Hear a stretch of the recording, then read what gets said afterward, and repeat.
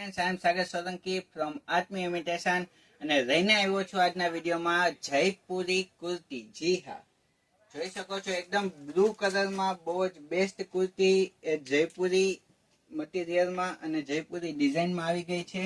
એની નેક ડિઝાઇન પણ બહુ મસ્ત રહેવાની છે.